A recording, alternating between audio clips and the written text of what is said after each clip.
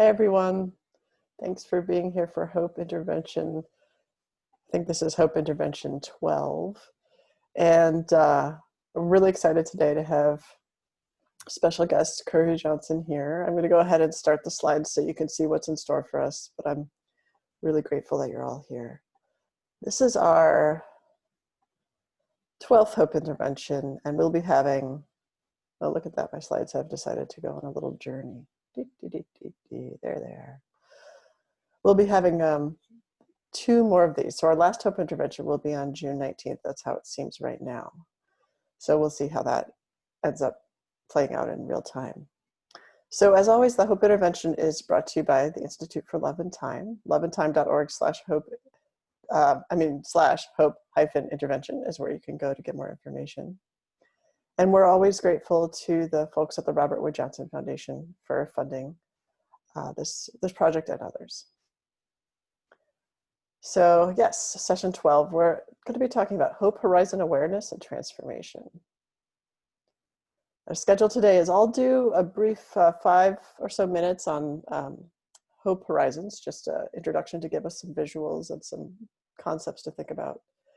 And then actually I'm switching things up today. I'm going to end with the how you can help summary statement homework so we don't have to go back into it.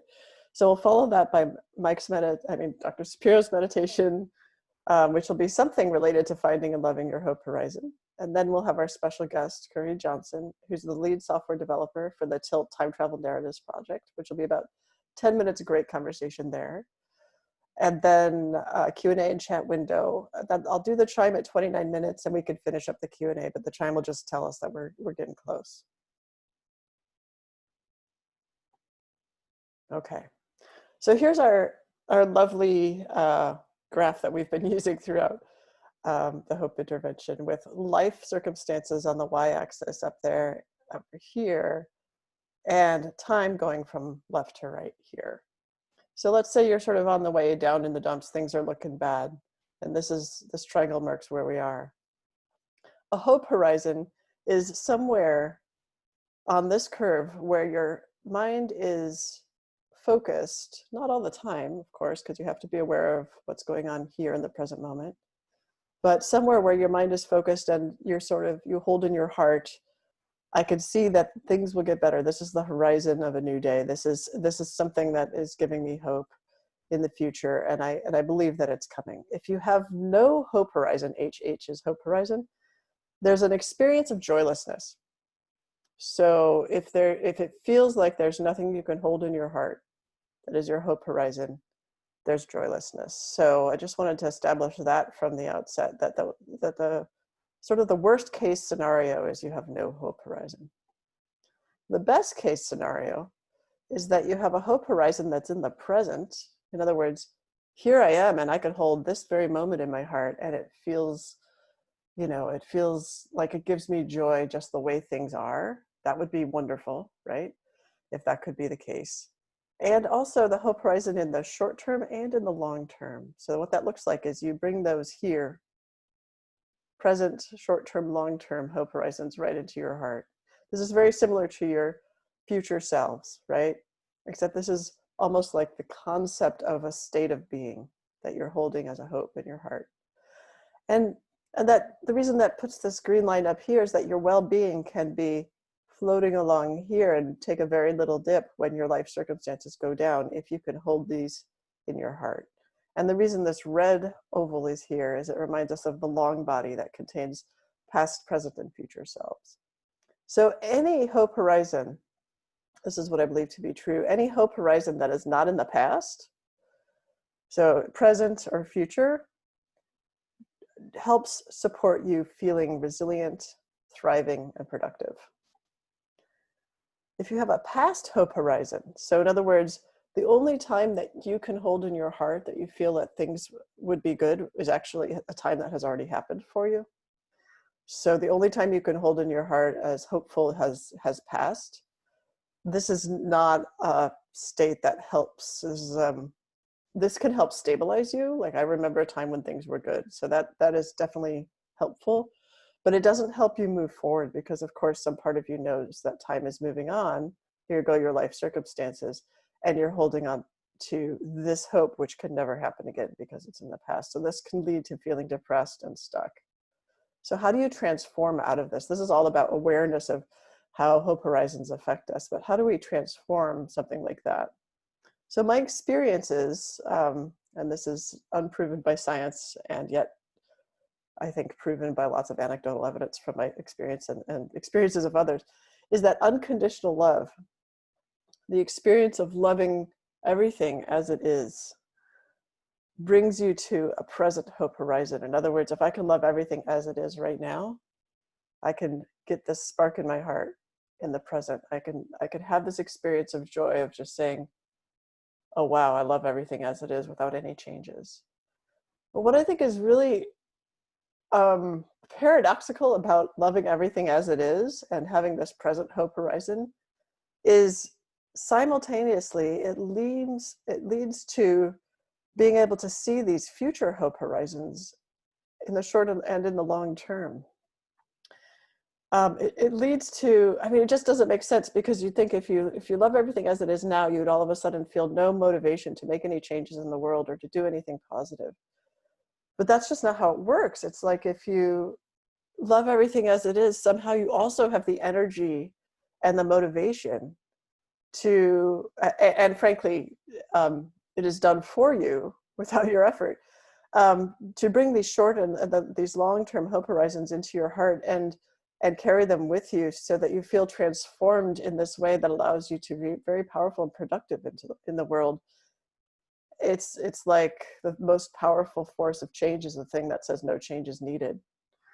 So isn't that interesting? I kind of think of it like this picture. What it ends up leading to is what I say I mean unconditionally loving the present moment, having a present hope horizon that then can incorporate short and long-term future hope horizons. You end up having both a short hope horizon, which you need to keep resetting, like, oh, tomorrow I'm going to do this thing and that's exciting. And then the next day and the next day and the next day and the next day. And you have a long hope horizon over years, maybe, which is less flexible and responsive, because you're like, hey, I'm taking the long view. I'm looking over a very long period of time. I'm not going to respond to these small events. Sometimes, if people aren't in a state of unconditional love for the present moment, they might just have a short hope horizon, and they get bothered by people who have a long hope horizon, because it's like, look, you're not responding to what's happening today. This is an emergency, and you're not dealing with it. And people with a long hope horizon can get upset at people with short hope horizons, because they say, like, you're just dealing with these day-to-day issues and you're not taking the long view, and it's going to be a problem. So to me, or what I've found, is that if you use the unconditional love, if you allow unconditional love into your heart in the present moment, you get to have both of these, and you get to use them at the time that's appropriate, and you actually don't have to think about it because it's not really up to you. The hope horizon sort of gets generated for you as appropriate to the situation, for the most part. So the summary statement here that I want to leave you with is that your hope horizon supports positive change when it is not in the past, when your hope horizon is not in the past. Unconditional love can transform your relationship with the present and the future. So if your hope horizon is only in the past, you can call in unconditional love, and it will, like, as far as I can tell, if you could do that with the help of yourself or others, whatever you need to do that, it can transform your relationship with the present and the future. And to connect your present and future hope horizons, I would ask you to do one thing now to work towards the hope you are holding up for the world. So speaking of, here's homework. Every morning, connect with your hope horizon in the future. Ask your future self, standing at your hope horizon, what are you grateful I did today to help you be where you are? You can do the same thing if your hope horizon is in the present moment, right? And you don't have current access to your hope horizon in the future. You can ask your present moment self, what are you grateful I'm doing today to help me be where I am? And in terms of this project, how can you help? This is the same slide as every week, and this will go into the email. We are looking for volunteers for this project at the intersection of addiction, abuse, trauma, poverty, and incarceration, who are interested in making a little bit of money to do a lot of good and test out this technology that we're working so hard on. So please pass along this link, And you'll also receive this in your email after the follow-up. Thanks so much. I'm going to pass it along to Mike. Hey, good morning. Thank you, Julia. Thanks, Mike. Yeah, so if everybody get into a nice, comfortable position, starting our meditation for the program. Just remember, we're doing this for ourselves, our community, our nation, and the global community we're a part of, this very sit. So I encourage you to close your eyes. And as a group, let's take a deep breath. Inhale and sigh. Take another deep breath and sigh. Rest your mind in your body as the body rests on your chair or the couch. Bring the weight of your attention into the body.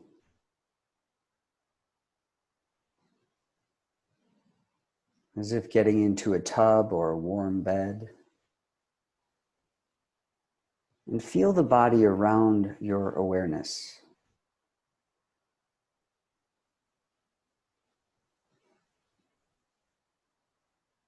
The bones, all the fluids in the body, pumping heart, the blood, the skin,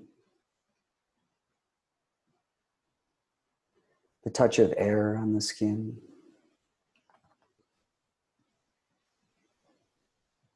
the movement of breath.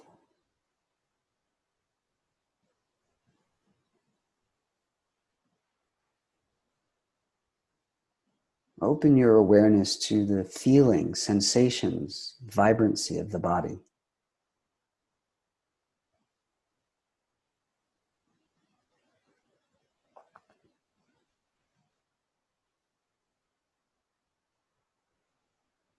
Let the breath be slow and steady.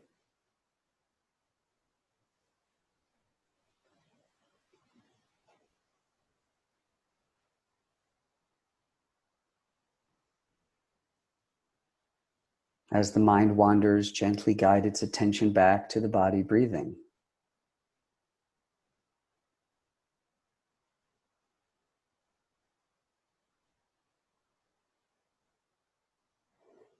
So let's bring our attention in the mind, in the seat of the brain, looking out toward the eyes, keeping your breath slow.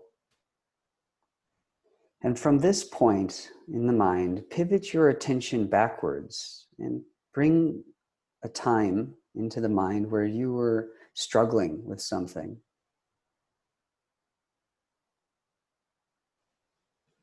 So bring to mind a time you were struggling in the past.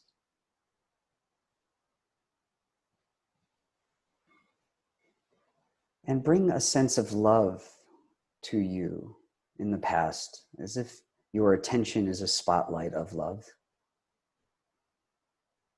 And feel compassion and love for yourself who suffered.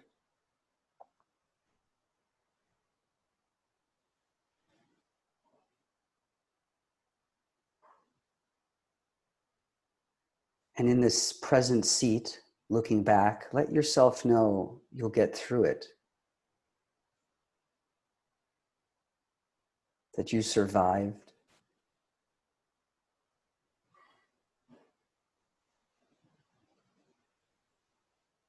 Imagine you two looking at one another, your past self hearing you, feeling that love from now.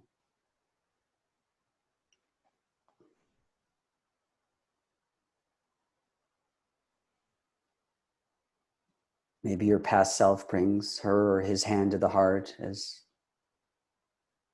you receive this love from your present self.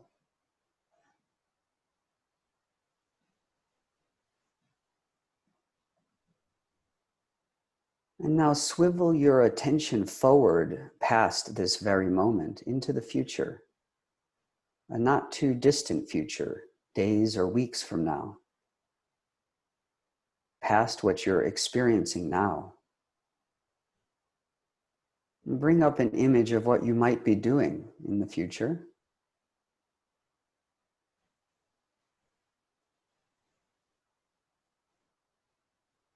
Imagine looking back from the future at yourself and saying something like, you're going to make it through this. Whatever you're feeling now, you'll get through it.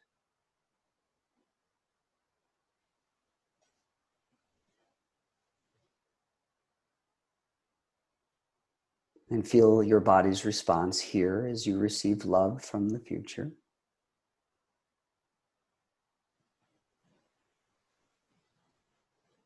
And now swivel toward the distant future, far in the future. Just let the heart imagine what a distant future looks like for you.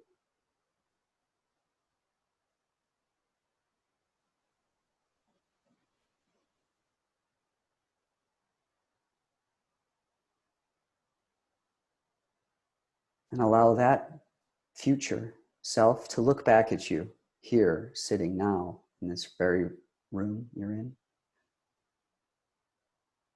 And listen for any messages your future self has for you, told with love.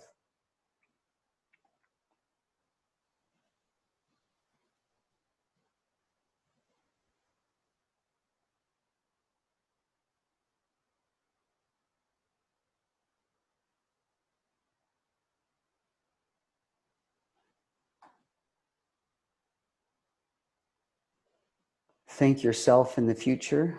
Feel your body's response to this love, guidance, and wisdom, or whatever you heard. And swivel back to the present moment here in this body.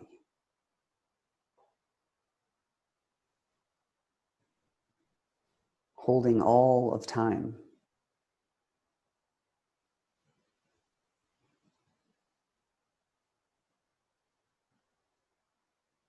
Holding the experience of your life in this very moment.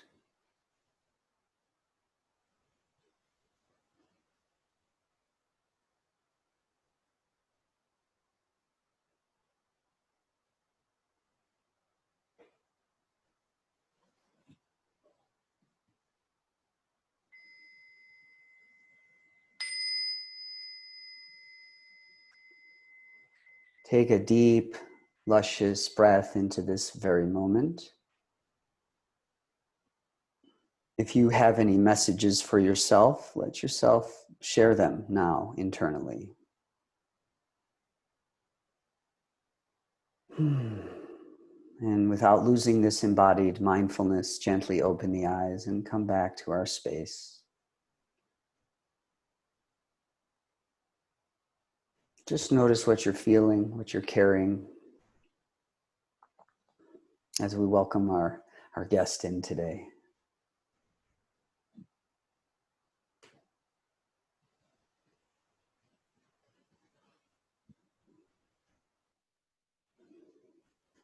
Thank you, Mike. That was beautiful. Thank you. You're welcome. So I'd like to introduce Carrie Johnson, who's our lead developer for the Time Travel Narratives project, and a wonderful person. And he's going to talk about whatever he talks about related to all this. And Carrie, do you want us to, Mike and I, to ask you questions, or do you want us to read you the questions from the chat window, or both, or what would you like? Honestly, I'm fine with both of those options. That's either fine with me. Okay, yes. Great. But I do want to say thank you for having me on. Sorry to cut you off there for a second. This is fine. That's a good reason to cut me off. Thanks. Sorry. It didn't feel like I cut off. Yeah, why don't you start with whatever you want to say, and then if we have questions, we'll break in. Okay. Well, I'll just first off give a little introduction. I'm Carrie Johnson, like Julia said, lead developer on the Time Travel Narrative project. Been in tech for a little bit, but that's not what we're here for. I just wanted to highlight one thing when we started this project, and I started to kind of dive into the logic behind it as far as, the hope and time travel narrative aspect of it. It just really connected with me in something I've been doing for a long time since I was young in writing and journaling.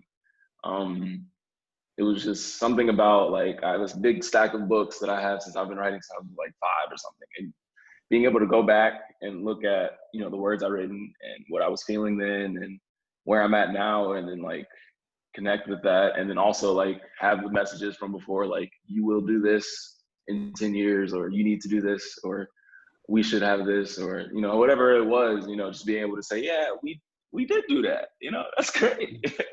So that was something I hadn't really picked up on, but working through with this project, I really noticed the connection there, and it made me dive even harder into making sure I connect with myself there. So I want to say thank you for that. Cool. Well, that was in you, but I'm glad it was stimulated by the project. Yeah. May I ask you, you created something called the Good Vibes Empire. Yes. May I ask you how that relates to the work of hope? Okay. So GV Empire is kind of funny. It's always been like an idea of mine since I was young. I've always felt that for a number of reasons that, life isn't fair. And just the goal, the entire end goal for GV Empire is to build basically an empire of different services, businesses, buildings, this, that, and the other that give people more chances. So I take inspiration from places like Goodwill, giving back to the communities, helping those less fortunate find jobs and build careers like that. So to me, GV Empire is about a light providing hope to those that may not be able to see it right now. Very cool. And so do you help foster the careers of folks who are coming up, or how do you do that? Well, the plan is to start in education, as far as teaching underprivileged kids how to code, providing them resources to getting into boot camps, or if they're trying to get into college, I want to work some way towards that. But I feel like right now boot camps are going to be easier, and self-taught routes as well.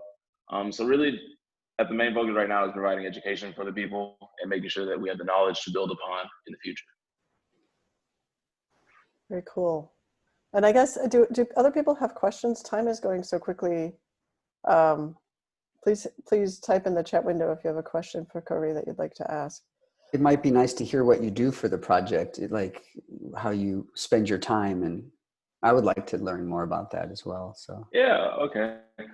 So it's kind of funny. About 75% of the time I spend on the project is listening to Julia and Polly, and then trying to figure out, like, we have the words, now I need to turn that into like numbers and logic gates and stuff. So I spend a lot of time drawing arrows saying, like, if a user is in this status, is in this mode, if a user has just completed a certain task, how can I make sure that the app knows to push them to the next step? So there's a lot of wire charts and stuff I have out.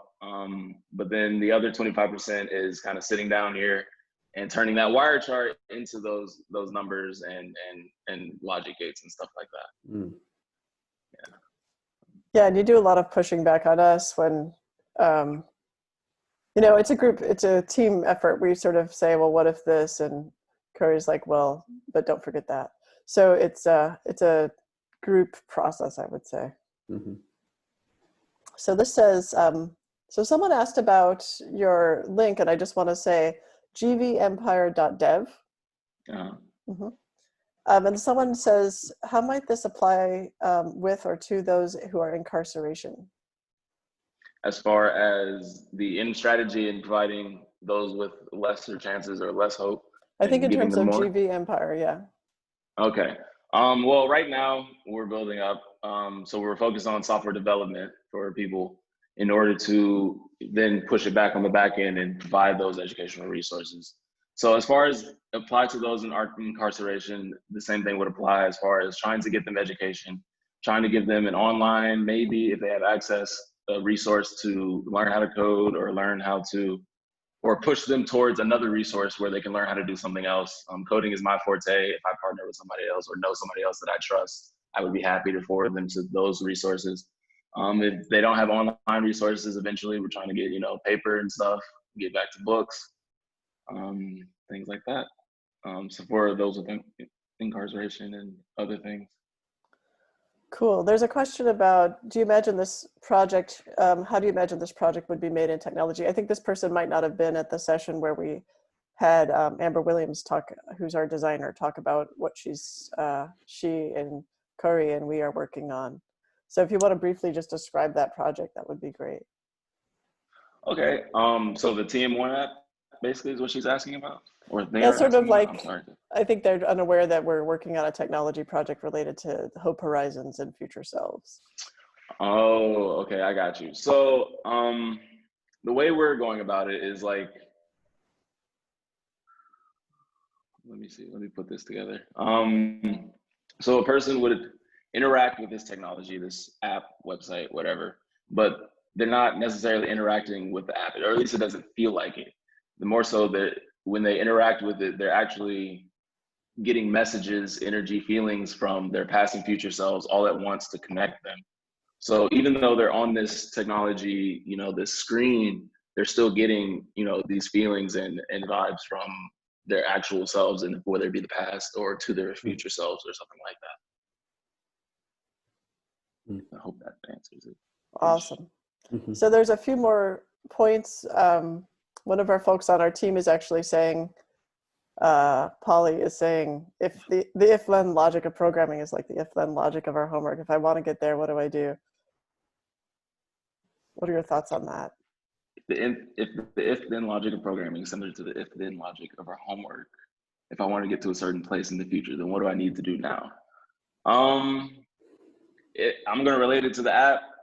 If you're here and you have a place set and you want to go from here to there with your if-then in between, then you just have to make sure you follow your ifs, which doesn't really make sense, but basically complete the steps kind of to get there.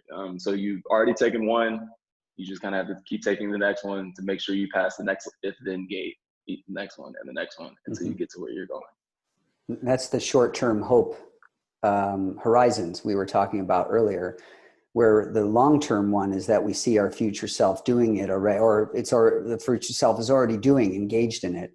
And the short-term hope horizons are those steps you were just talking about, each gate. I would call it a Dharma gate in my Buddhist language. Each one is a Dharma gate to walk through that we eventually manifest, or where we enter into that future state that's already happening. Yeah. That's how both of those work together, I would imagine. Definitely. Yeah, I agree. To be a good programmer, you have to have the long-term goal in mind, and then you also have a strategy. So you really do have to do the short-term, long-term horizon thing. That's pretty cool. Mm-hmm. So someone, I have to do my chime. Someone, great, thank you. Someone posted a link to deferred tuition payment plan boot camp. So you pay only after you get employed. Thank you.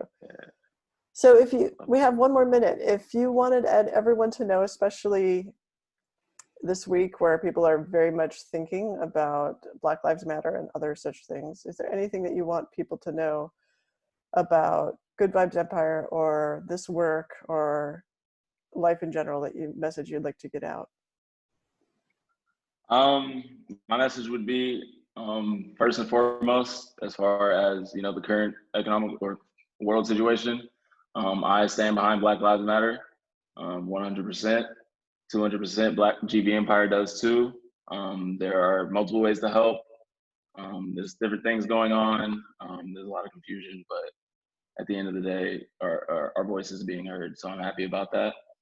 On a good note, I really do believe that this technology can help people. I've seen myself just working on it day to day, like feeling like I'm putting something in a time capsule when I'm setting a recording is kind of like a cool feeling. And then like, what did I say yesterday? Oh, that's great. So nice.